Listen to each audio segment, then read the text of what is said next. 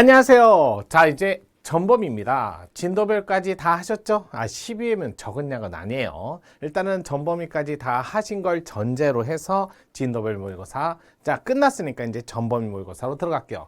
자, 물론 경정 승진 시험 문제에서 통치 구조가 7문제, 많이 나와야 7문제 정도? 진짜 이상한 해다. 그럼 한 9문제 나올 때도 있었지만 비교적 7문제 전후로 왔다 갔다 하는 것 같습니다.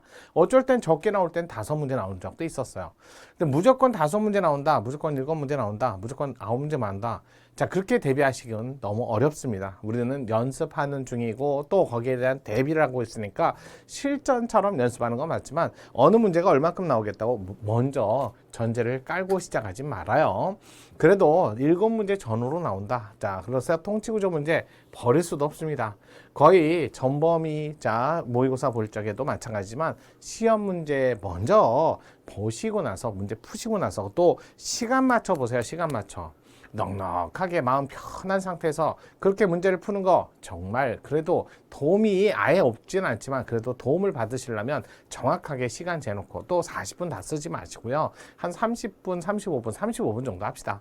35분 정도 맞춰놓고 그 시간 내에 왜냐면 헌법은 대부분 빨리 푸셔야 돼요. 그래서 다른 문제를 조금 더 심도 깊게 풀어야 되니까요. 자, 어찌됐든 전범위 모의고사인데 문제 푸신 걸 전제로 해서 해설 강의하는 거예요. 문제 안 푸시고 지금 오셔가지고 나는 그냥 뭐 강의 들어보면 알지 이렇게 하지 마세요. 연습은 실전처럼 하시고 진짜 실전에 가서는 마치 연습을 하듯이 해갖고 편하게 조금 마음 편하게 노력을 하셔야죠. 어차피 긴장되잖아요. 연습은 실전처럼, 실전은 연습처럼. 진짜 좋은 말인 것 같습니다. 자, 문제 푸셨죠? 그럼 바로 들어갈게요. 뭐 어차피 진도별이 아니기 때문에 문제 풀면서 관련된 설명을 좀 하도록 할게요. 바로 갈게요. 자, 소고비법에 관련된 설명 중 가장 옳지 않은 거라고 돼 있어요. 볼게요. 소고비법. 우리 소고비법 그러면 진정한 소고비법이 있고 소고비법. 그 다음에 아니다. 진정한 소고비법이 아니다. 소고비법이 아니다. 그래서 결론은 여기는 원칙적으로 안 되고 예외적으로 되는 경우가 있다. 그래서 허용되는 경우가 예, 불, 경, 심 이런 것들이죠. 왜 소고비법을 못하게 막았냐? 불이익하니까. 하지만 수혜적, 시혜적 소고비법은 할 수 있다. 가능하다.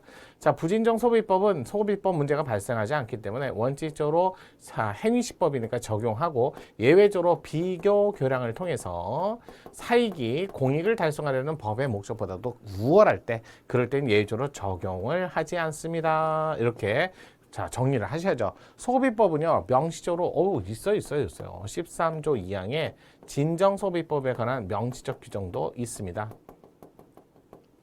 마련돼 있고, 이거 없다 해도 당연히 법치주의에서 당연히 요구되는 사안이에요. 요것들은 기본적이죠. 가장 옳지 않은 거, 근데 판례를 보는 거죠. 기본 개념하고. 과거 사실관계, 법률관계 규율하기 위한 소비법의 태양에는 이미 과거에 완성된, 그러면 진정. 이걸 얘기하는 거죠.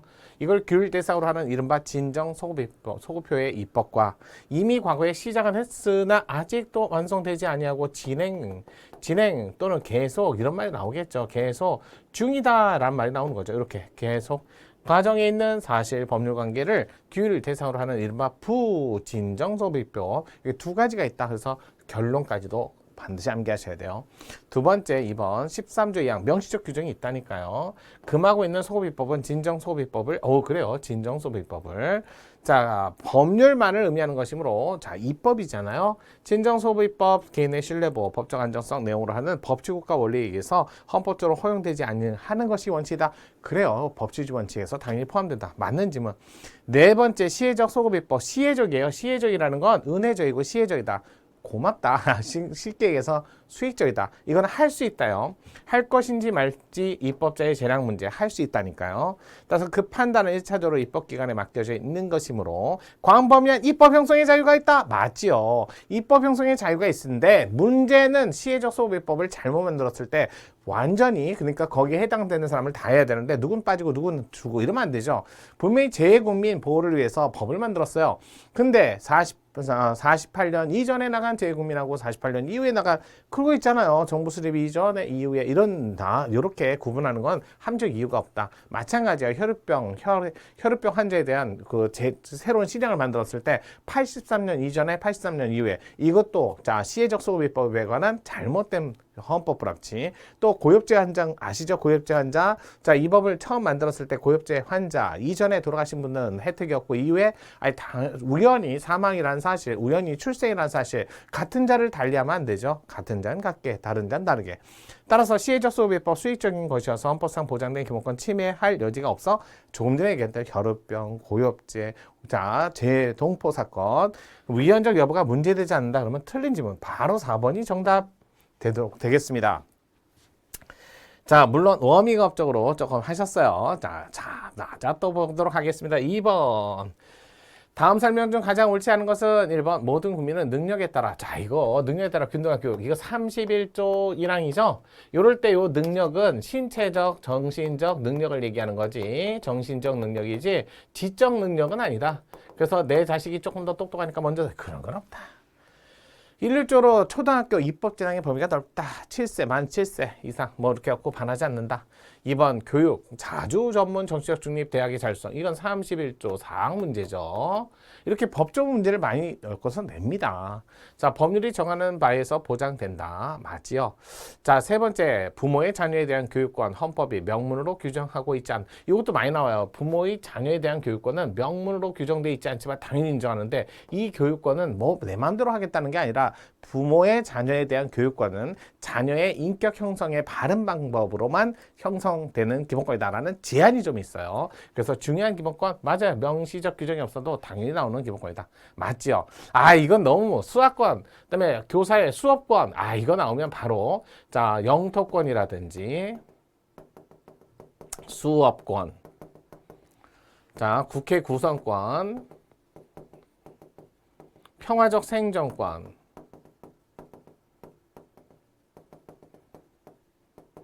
자, 남성 단기 장교분에 해당된 육아휴직권. 자, 이런 것들은 기본권이 원칙적으로 기본권이 아니다. 이거 너무 많이 나왔어요. 따라서 기본권 아니지만 다만 수업권은 조심해야죠. 만에 하나 수업권이 기본권일지라도 여러분 만에 하나라는 건 원래 아닌데 가정을 해주는 거잖아요. 그렇다 해서 가정을 갖고 기본권이다 그러지 마세요. 만에 하나 또는 가정적으로 가사 이런 말 나오면 원칙은 아니라는 거예요. 만에 그렇게 생각을 한다 하더라도 이건 아니다라고 해서 강력하게 제재를 걸 때, 아니 강력하게 주장할 때 쓰는 말이잖아요.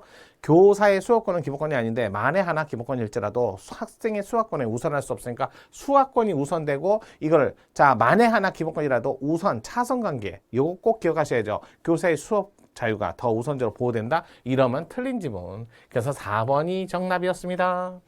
이런 식으로 정리를 하셔야 돼요. 그러니까 정리를 하시려면 어쩔 수 없어요. 문제를 좀 푸시고 그 다음에 내가 부족한 부분 이런 거 요거 암기할 부분 요 기본적으로 진도별 모의고사나 이런 데 핵심 요약 강의하면서 제가 이런 거 묶어주는 거 그런데 그때 가서 정리를 했는데 아 내가 지금도 아직 암기가 안 됐구나 지금 암기가 잘 됐으면 내가 한번 확인하는구나 이게 전범위 모의고사의 목적이에요. 3번 헌법 27조 재판을 받을 권리 아 이거 너무 많이 나와 요즘에 27조 헌법에 재판받을 권리의 대상이 아닌 거 이건 무조건 외워야 돼요. 그래서 3심제 아 이건 헌법상 아니잖아요. 또 대법원을 최종심으로 반드시 최종 아 이런 건 헌법에 없어요. 그 다음에 여러분 시험에 많이 나오는 거 재심 이건 헌법상 기본권 아니잖아요. 그 다음에 자 국민참여재판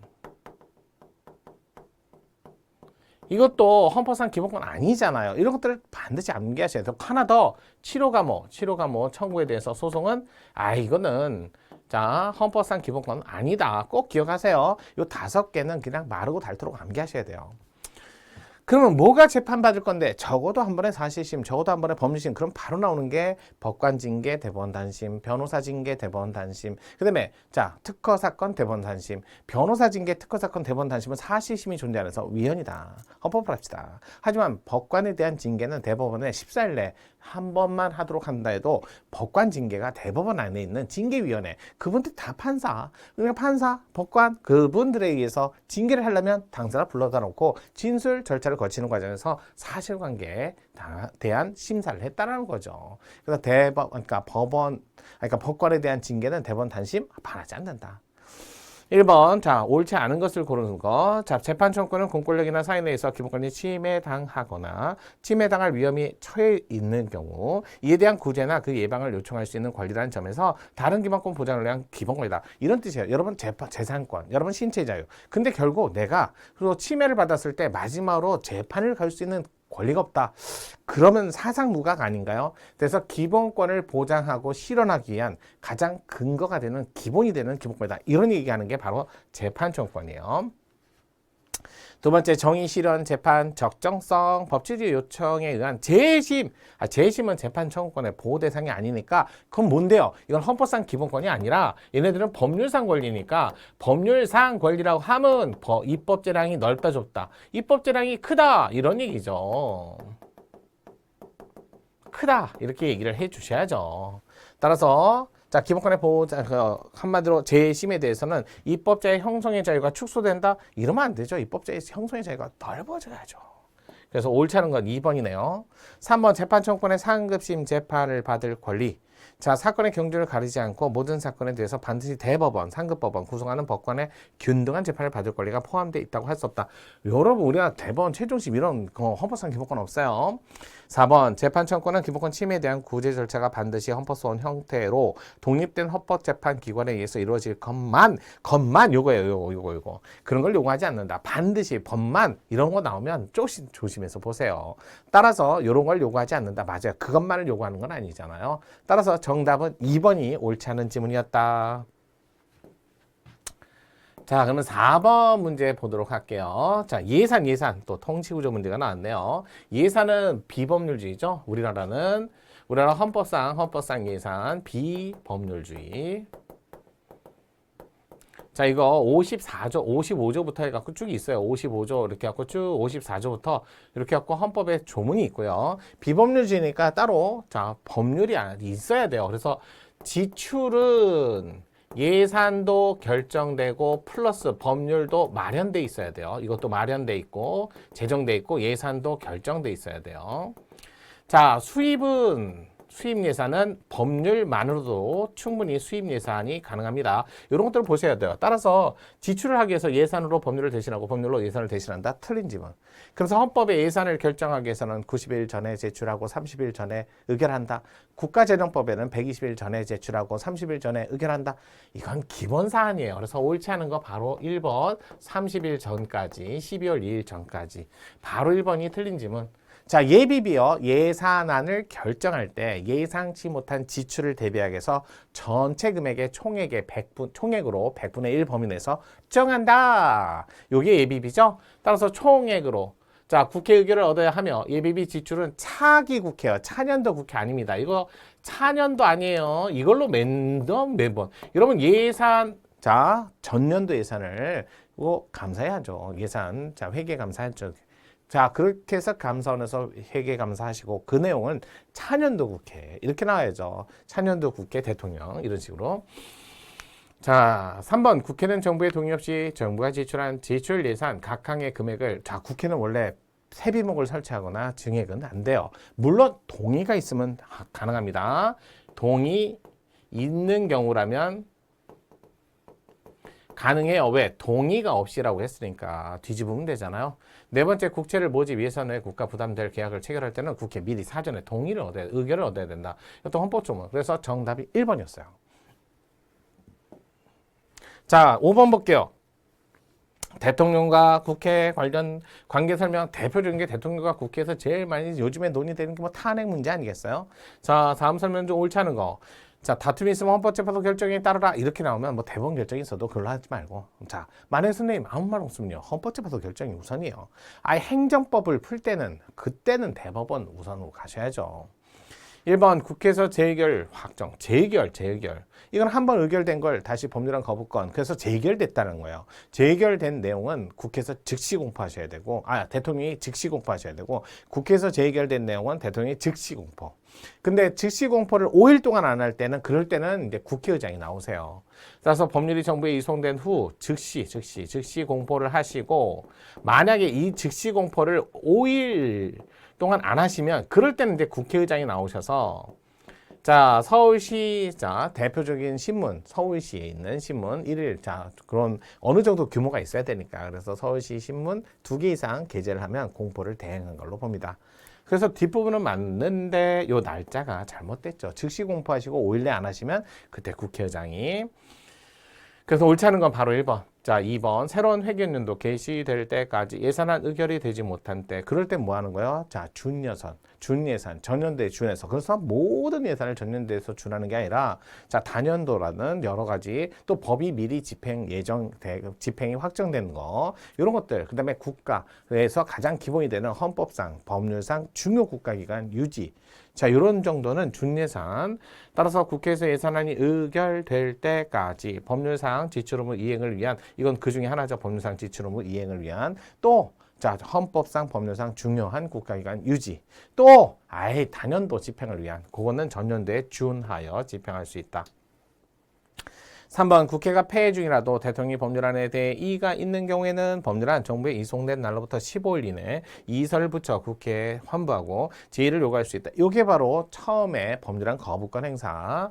그다음에 네 번째, 대통령이 국회 동의 없이 조약을 체결 비준하더라도 국회의원 관계없죠. 왜? 60조 1항에 보면 국회는 이렇게 동의권을 갖는다 했으니까 국회 권한을 국회의원이 오랜한 제3자 소송 담당이 없기 때문에 아니다. 맞죠? 그래서 정답이 1번 지문이었어.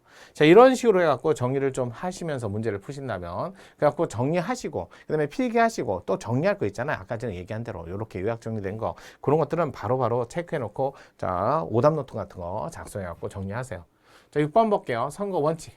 선거 원칙. 오랜만에 본다. 비. 자, 자유 선거 원칙은 명시적 규정이 없어도 당연히 인정한다. 왜? 국민 주권. 주권이 실질적 국민 주권이기 때문에 항상 언제나 실질적 국민 주권이니까 언제나 국민의 의사를 반영할 수 있는 방법을 이렇게 계속 노력해야 되니까요. 그러면서 보통선거원칙, 평등선거원칙, 직접선거원칙, 비밀선거원칙, 비밀선거원칙 그러면 출구조사, 여론조사, 팩스를 통한 선거 뭐 이런 거 암기하셔야죠. 팩스라는 방법이 있는데도 공해상에 오랫동안 나가 있는 국민들에게 선거 방법 있는데 없으면 그걸 안 해주면 그건 헌법 불합치. 출구조사, 자, 선거일 당일, 그 다음에 마감시간 이후에 공표 50m 밖. 여론조사 언제나 해도 되죠. 하지만 선거일로부터 6일까지 여론조사 하되 선거 마감 시간까지는 공표를 하지 마라 라고 했던 거. 자, 직접선거원칙은 평등선거원칙하고 같이 논의했죠. 뭐였어요? 평등선거원칙 판례 2개밖에 안 해요. 선거구 획정 사건, 그 다음에 1인 1표 사건. 그래서 1인 1표 헌법 불합치. 그래갖고 지금 1인 2표제. 왜? 정당 선거뿐만 아니라 그다음에 인선거, 개인선거 이것도 해야 될 거 아니에요. 그래서 지역구, 정당 선거. 근데 왜 한 표밖에 안 줘? 그래서 헌법 불합치. 비례대표 쟁체가 위헌은 아니었다. 그다음에 선거 획정. 그래서 플러스 마이너스 50% 지방.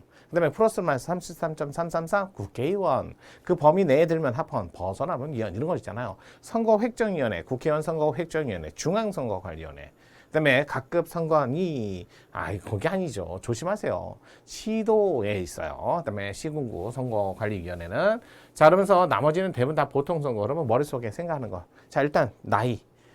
보통선거는 누구나 다 국민주권자니까 누구나 다 예외 없이 예외는 있어야죠. 그래서 나이, 주소 거소, 그다음에 기타금, 범죄, 그 다음에 마지막이 현직 공직자가 자 선출직 공직에 출마할 때 요거 외우셔야죠. 자, 자유선거 원칙, 선거의 전 과정에 요구되는 선거 권자의 의사 형성의 자유와 의사 실현의 자유를 말하고 구체적으로는 투표의 자유, 입후보 자유, 나아가 선거운동의 자유도 포함되는데 명시적 규정이 없어도 당연히 인정한다. 두 번째, 선거구 획정. 요거 평등 선거에서 나오는 거 획정. 자, 고려되는 투표 가치의 평등이 있어서 가장 중요한 인구 비례 원칙 1차죠. 그다음에 3번 공직선거법상 지방선거 외국인의 선거권은 법률상 권리다. 자, 일단은 우리나라에서 주민의 권리, 법률상 권리예요. 4번 또 여기는 피선거권은 그래도 없어요. 지방선거라도 피선거권은 없어요. 4번 선거운동의 기회, 균등, 보장은 일반적으로 평등원칙과 달리 절대적이고도 획일적인 평등 내지 기회, 균등을 요구하는 것이다. 자, 선거운동에 있어서 기회, 균등, 보장 일반적으로 평등해야죠. 하지만 절대적인 거다. 그러질 않는다는 거 꼭 기억하세요. 그래서 절대적으로 요구하는 건 이거예요. 선거 가치 있잖아. 한 표의 가치. 그건 절대적이죠. 대통령이 한 표를 행사하나 제가 한 표를 행사하나 가치는 동일하지만 운동에서 기회균등 보장은 어쩔 수 없어요. 비례대표 국회의원은 뭐예요? 대담, 연설, 토론을 할 수 못하게 한데도 반하지 않는 이유는 어쩔 수 없잖아요. 그분들은 정당을 보고 찍는 거고 또 새마을운동, 바르게 살기, 그다음에 자유총연맹 이분들은 단체라도 선거운동을 못하게 한다 해도 반하지 않아요. 그래서 기회균등을 누구나 다 똑같이 못 갖는 그러면 절대적으로 제한해서는 안 되는 절대적 그러면 안 돼요. 선거운동에서는 절대적, 획일적 이걸 요구하는 것은 아닙니다. 그래서 4번이 정답. 자, 7번 보도록 할게요. 좀 문제가 기니까요. 자, 7번 교육제도 이렇게 보세요. 교육제도 설명 좀 옳지 않은 거. 교육제도. 일반적 교육제도 그러면 여러분들 많이 아시겠지만 교육제도는 31조 교육에 관한 기본권. 자, 여기서 교육제도 우리나라에서 무상 의무교육이라는 건데 솔직히 말해서 의무교육이라는 시스템 자체가 5차 때 자, 한 번 더 자리 잡았어요. 재헌헌법 당시부터 초등학교는 의무적으로 한다. 아직 제도는 없었어요, 그때는. 자, 옳지 않은 거 1번 고시나 공고일 기준으로 고등학교 퇴학한 날로부터 6개월이 지나지 아니한 자 이거 자신이 마음대로 자 내신 성적을 자 이거를 바꿀 수 있는 거 이거는 언제? 자, 재학 중에는 열심히 노력하셔야죠. 1학년, 2학년, 3학년. 근데 3학년 2학기까지 해보니까 내신이 바뀔 수가 없어. 그러면 그때 가서 자퇴를 하고 바로 검정고시는 성적 순으로 내신이 정해지니까 만약에 과기고애가 내신이 마음에 안 들어 3등급이야. 과기고.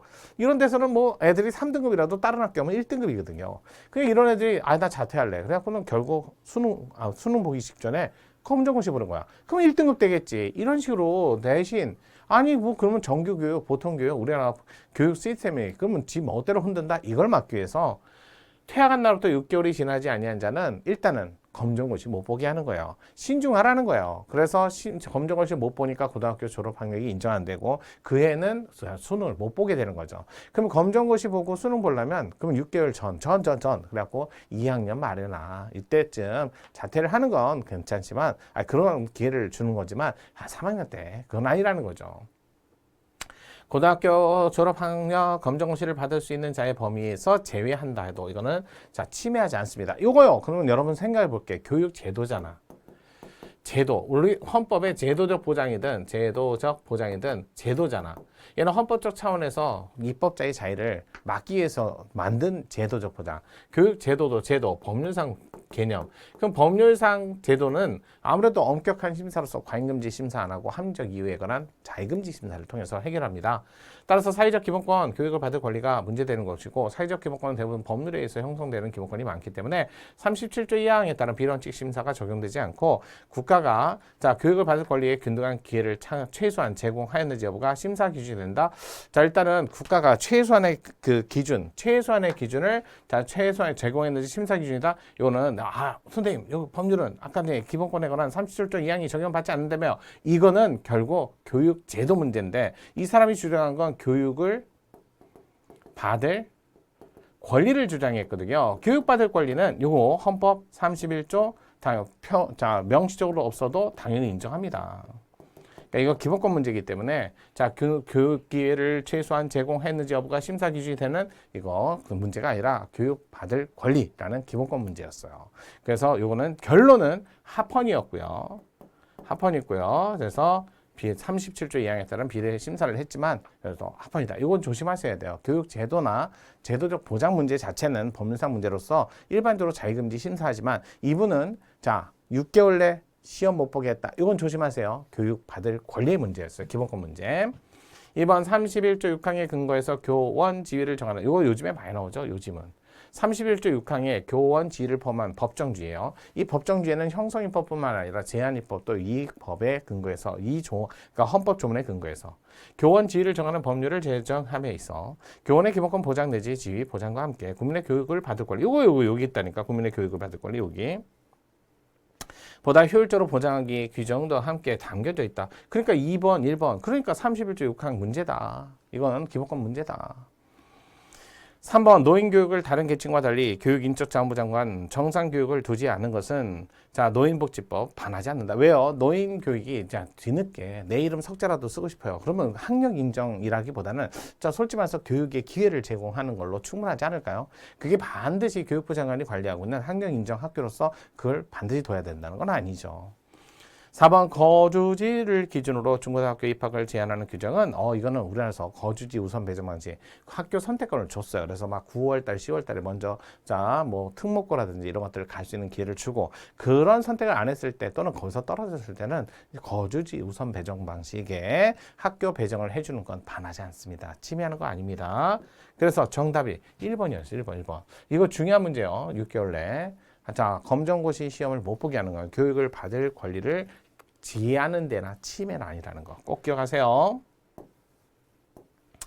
자, 이런 문제는 좀 자세히 살펴보면서 문제를 푸셔야지 그냥 대충 이거겠지라고 해서 푸시면 큰일 납니다. 그래서 교육을 받을 권리에 관한 문제로서 자 6개월 내 시험 못 보게 하는 거 또 마찬가지예요. 검정고시 한 번밖에 못 보고 두 번 못 보게 그것도 교육받을 권리 침해 그거는 침해했잖아요. 자 8번 볼게요. 근로 3권 자 33조에 있는 근로 3권 자 1항 2항, 3항. 그래서 근로 3권이라는 힘을 줬어요. 누구예요? 근로자에게. 근로 3권은 오로지 여기 목적 한계를 규정한 거죠. 이게. 그래서 근로 3권이라는 힘을 줬는데 그건 오로지 근로 조건 향상만을 위해서 써라. 자, 2항은 입법 의무를 부과한 거예요. 입법 의무. 뭐예요? 공무원 중에 사실상 노무에 종사하는 공무원들은 근로 3권을 가졌으니까 그분들을 어느 범위까지 할지 입법자가 빨리 정해라. 3항은 우리나라에서 근로 3권 갖고 있는데 다만 법률이 정하는 두 번 나와요. 법률이 정하는 방위산업체 근무자는 법률로서 뭐라고 해요? 단체 행동권이에요. 단체 행동권을 제한하거나 아니면 인정하지 않을 수 있다. 조문 그대로 암기하셔야 돼요. 자, 근로상권 판례입장 다른 것은 일시적으로 실업상태에 있는 자, 구직 중에 있는 자도 일단은 근로상권의 주체가 될 수 있다는 거 여러 번 나왔었어요. 자, 두 번째 외국인 근로상권의 주체가 되지만 불법 체류. 외국인의 경우 우리나라 사업자 근로계약을 체결, 임금을 지급받으면서 근로를 제공하고 자, 근로자로 평가한다 하더라도 아예 외국인 불법 체류자나 적법 체류자나 근로상권이 있어요. 불법? 적법? 관계없어요. 근로상권? 있어요. 왜? 근로상권은 뭘 위해서만 쓴다? 근로조건 향상만을 위해서 쓴다며요. 따라서 근로조건 뭐였어요? 외국인 노동자도 일할 환경. 여기에 기본권 주체가 되잖아요. 그러면서 일할 환경이 근로조건, 정당한 보수, 깨끗하고 안전한 환경. 그게 일할 환경, 외국인도 기본권 주체가 된다. 이거잖아요. 인정되는 건 아니다? 2번이 틀렸죠. 3번 단체배학, 유니언샵. 그러면 유니언샵 나오면 개인적 단결권, 단체적 단결권 이 두 개가 충돌하면 이건 서로 대등한 관계 있는 기본권이다 해가지고 이건 조화롭게 해석한다. 이건 너무 많이 나왔다. 그 다음에 자 소극적 단결권, 적극적 단결권. 자 이거는 이쪽이 더 우선되는 그래서 이거는 규범조화적 해석 여기는 이익형에 따라 적극적 단결권을 우선한다. 이래나 저래나 합헌 결론까지 하셔야죠. 노동조합 조합원이어야만 한다는 규정이 있는 경우 다른 명문 규정이 없더라도 사용자, 노동조합, 탈퇴한 근로자 해고할 의무가 있으나 이는 단체협약상 채무이기 때문에 사용자가 조합을 탈퇴한 근로자를 해고하지 않는다 해서 부당노동 이거는 합의 문제야. 합의 문제. 그렇다고 해서 합의를 이행하지 않았다. 그건 자신이 감수할 문제죠. 그래서 그 자체가 부당노동 행위 되는 것은 아니다. 맞는지 뭐. 단체협약 중 조합의 차량별 고정 승무 발령, 배차 시간, 배차 기사, 배차 순서, 일당 기사 배차에 관한 노조와 사전 합의를 하도록 한 조항은 일단은 먼저 사전 합의하고 안 되면 국토부 장관이 최종적으로 도저히 합의가 안 되면 국토부 장관이 그거 반하지 않는다. 단체협약의 대상이 될 수 있다. 그래서 결국 최종적으로 뭐 물론 최종적으로 국토부 장관이 정하는 것도 반하지 않는다까지 외워두시면 좋을 것 같습니다. 자, 볼게요. 자, 9번도 볼게요. 9번. 환경권, 사회적 기본권 중에, 자, 근로상권, 환경권 중요하죠. 환경권은 최근에 판례까지 나왔어요. 최근 24년도 8월 판례 뭐가 나왔어요? 이런 거 있었잖아요. 그 마사토 환경기준, 그래서 방사선 환경기준 모든 자연물에 대해서 다 그 어떻게 환경기준까지 표까지 만들 의무는 그것까지는 없었다. 그래서 기본권 보호 위반은 아니었다.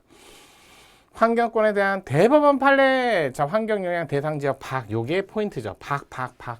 요게.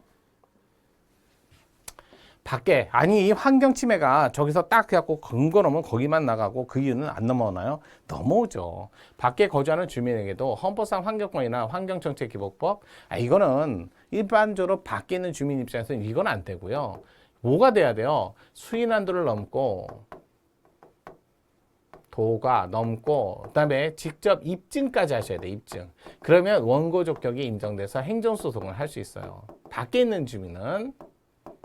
하지만 안에 있는 주민은 이분은 별도 입증 안 해도 당의 법률에서 당연히 원고 적격 한마디로 보호이익, 법률상 이익이 있습니다.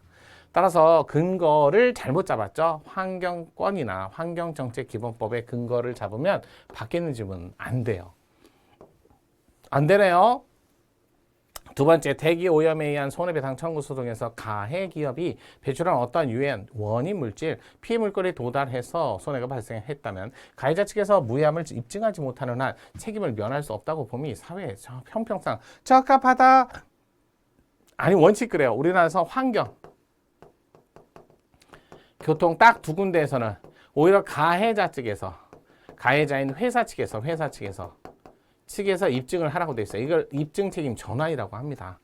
그래서 이거는 일반적으로 아무래도 피해자가 급발진을 어떻게 해. 그다음에 피해자 입장에서 환경 피해를 받았는데 그로 인해서 내가 암을 걸렸다. 그걸 어떻게 입증해요? 이런 데서만 딱 두 개예요. 환경, 교통에서만 써요. 세 번째, 공장에서 배출된 오염 물질의 농도가 환경보전법에 의해서 허용된 기준치 이내라면 무조건 손해배상이 안 되나요?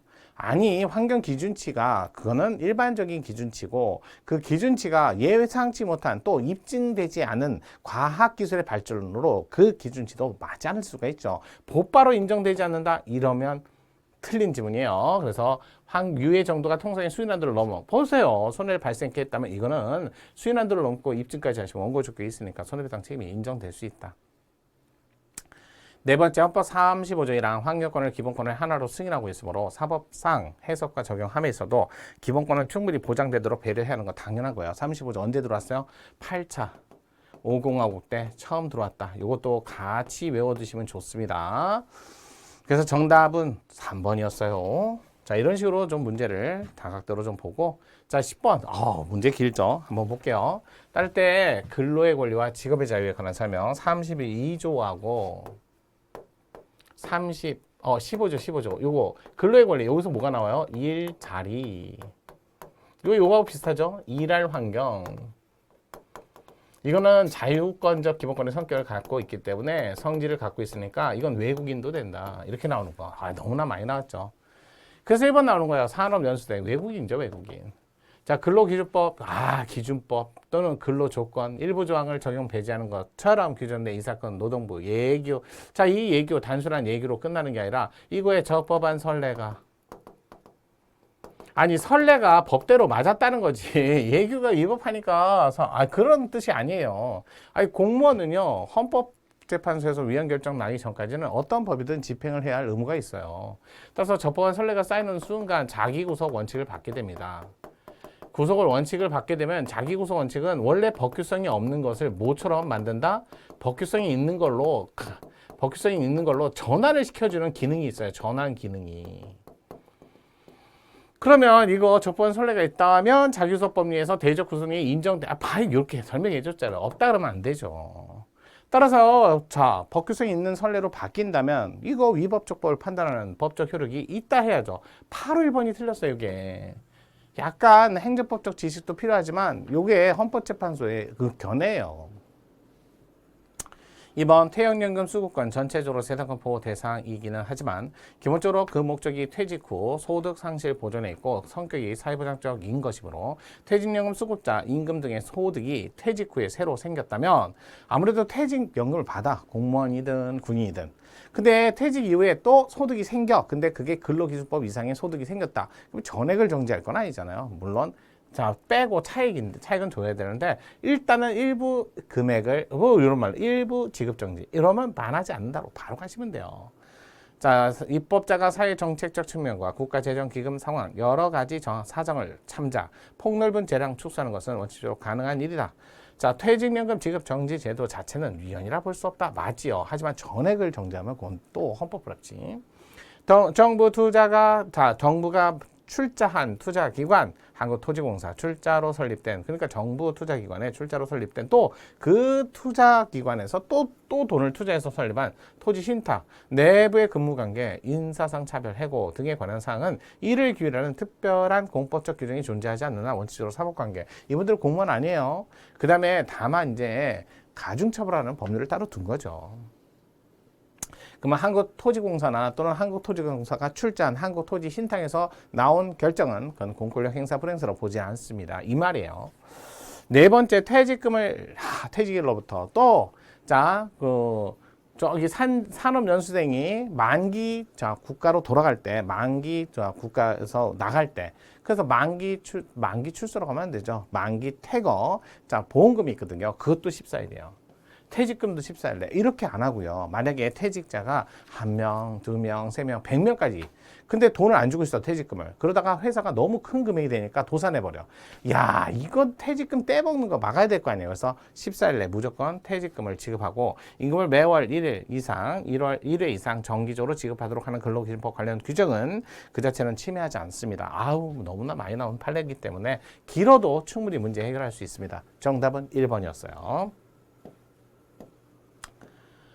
자, 11번 재산권 관련된 헌법재판소 재산권 23조 23조 재산권 여러분 재산권은요 두 가지로 나와요. 하나는 먼저 재산권 대상이 뭔데 두 번째는 재산권 조문 이해 헌법 조문의 이해 이렇게 나오는데 솔직히 헌법 조문의 이해로 나오면 되게 힘들죠.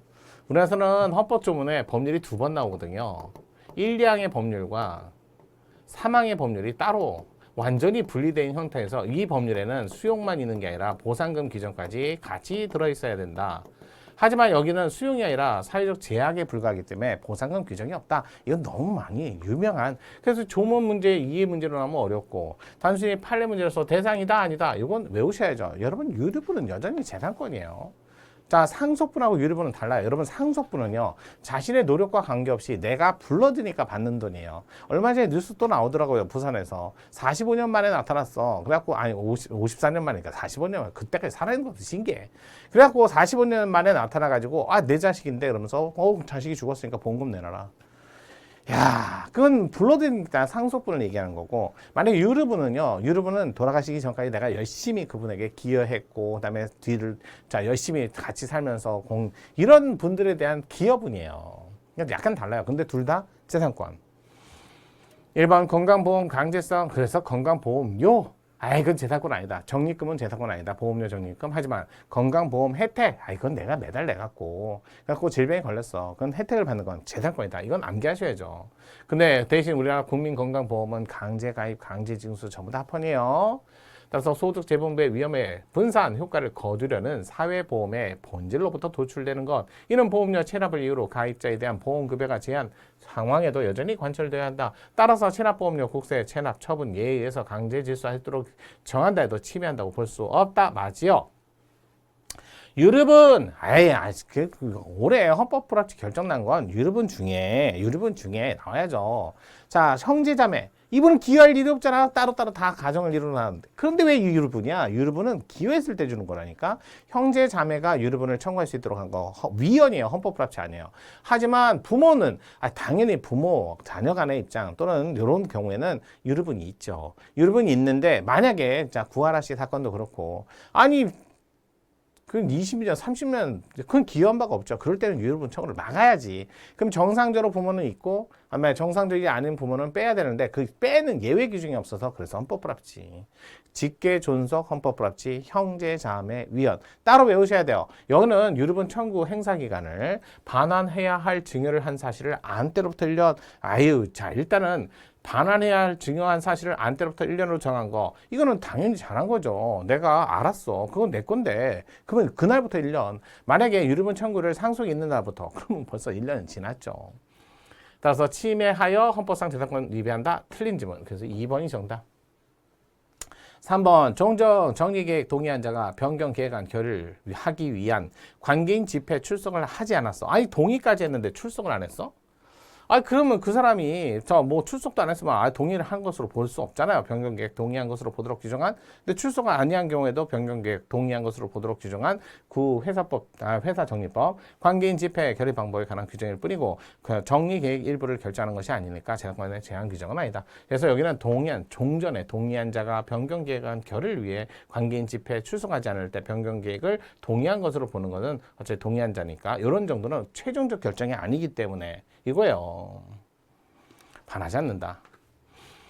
자, 그다음에 4번 상속 재산 중 일정 범위의 제사용 제사 주재하는 자 해야죠. 아니 1년에 몇 번씩에 열댓 번에 그럼 직업 갖기 힘들어요. 그러니까 거기에 봉사하는 사람들 얼마나 많아요. 그 사람들 무슨 죄야? 그럼 집안에서 그 정도 희생을 하고 유지를 한다면 그 사람에게 혜택은 줘야죠. 그래서 제사용 주재에 필요한 재산은 상속토로 가는 거 침해가 아닙니다. 입법 한계를 벗어난 것이라 할 수 없다. 맞죠? 그래서 정답이 2번이었어요. 자, 우리 12번 볼게요. 중요하죠. 사전검열 21조 2항. 이거 3. 7. 9. 자, 처음에 신설. 그 다음에 폐지된 적이 한 번 있었다. 이거 반드시 외우셔야 돼요. 신설, 폐지, 다시 부활한 게 9차 개헌 때, 현행헌법 때, 그러니까 4공화국 때 폐지되고 5공화국 때까지도 사전검열을 했었어요. 1번 헌법 37조 2항에 근거하더라도 언론 출판 자유의 하나 검열을 통해 제한하는 것은 허가나 검열이랑 같은 말로 이해하셔도 됩니다라는 헌법적 판례도 있잖아요. 법률로서 허용되지 아니한다고 봐야 할 것이다. 따라서 사전 검열은 법률로서 불가능한 것으로 절대적으로 금지된다. 여러분 헌법상 이런 말 37조 2항도 안 되고 헌법상 허용돼서는 안 되는 사전 검열은 어떠한 이유로도 재판으로도 법률로도 안 됩니다. 바로 오셔야죠. 자, 두 번째, 헌법이 언론 출판에 대한 사전 검열을 절대적으로 금지하는 헌법이란 말을 쓰면 절대로 금지하는 거. 언론 출판의 자유가 자유민주적 존립 발전 필수 불가결한 중대한 기본권. 언론 출판에 대한 사전 검열을 허용할 경우 예술, 독창성, 창의성 침해, 집권자에게 무해한 여론만 허용하는 결과를 초래할 염려 등 해악이 크기 때문에 절대적으로 사전 검열 금지 원칙 헌법에 근거해서는 안 됩니다라고 하는 거죠. 따라서 사전검열 행위 자체 범위를 제한하여 적용해야 할 뿐만 아니라 사전검열 금지 원칙이 적용될 대상 역시 헌법이 언론 출판 자유를 보장하고 사전검열을 금지하는 목적에 맞죠. 네, 세 번째 사법 절차에 의한 영화 상영. 사법 절차, 법원 절차를 얘기하는 거잖아요. 법원에 방영금지 가처분. 이건 임시적 조치이고 또 실체 진실을 발견하기 위한 가조치에 불과한 이거는 법원이지 행정청이 아니다. 위반되지 않는다. 네 번째 영상물 등급위원회부터 등급 분리를 받지 아니한 비디오. 이거는 등급 분리를 받아야죠. 그래서 15cm, 20cm, 그러니까 19cm, 25cm 아니면 전체 관람가지. 자, 등급을 받아야죠. 근데 분리를 받지 않은 비디오 유통 금지하는 건 자체는 반하지 않는다. 이건 사전검열 아니다. 4번이 이건 너무나 많이 나오는 판례고 많이 나오는 지문이고요. 그래서 정답은 4번이었어요. 자, 13번 볼까요? 직업의 자유에 대한 설명으로 타당하지 않은 거. 자, 볼게요. 타당하지 않은 거.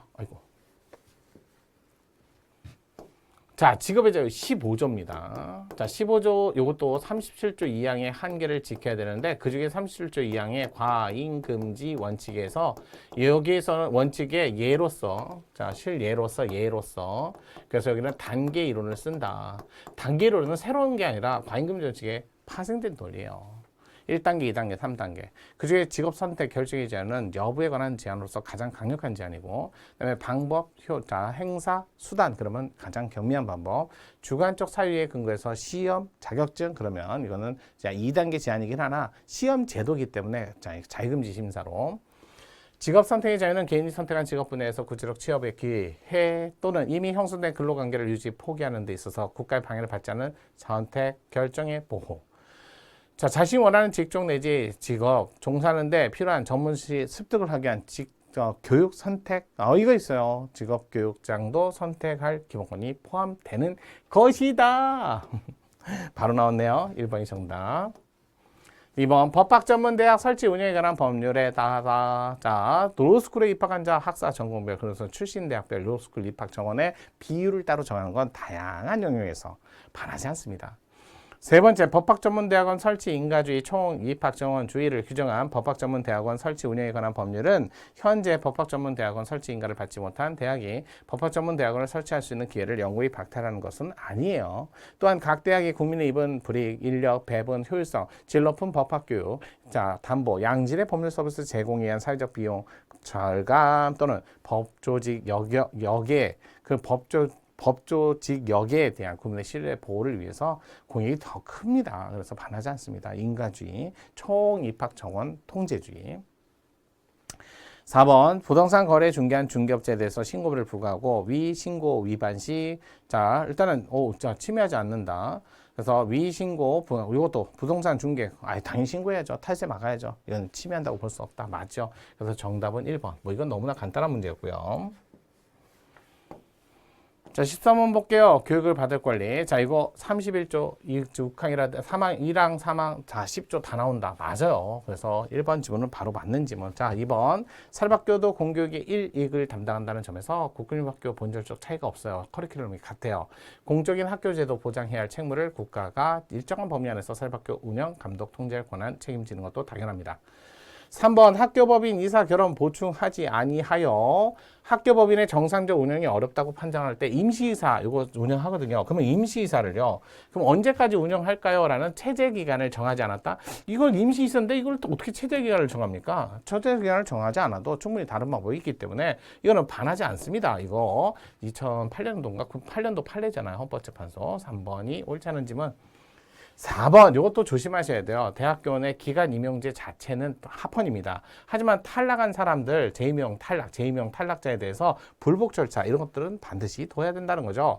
따라서 이를 다투는 소송에서 각하 판결을 받거나 소송 판결을 받고도 임용기간 만료란 사유로 재임용되지 못한 경우에는 이 법에 의한 재임용 재심사 청구할 수 있도록 규정한다면 반하지 않아요. 이렇게 불복 절차가 마련되어 있다면 교원 지위까지도 법정지 구제수단 존재한다. 반하지 않는다. 이렇게 보시면 돼요.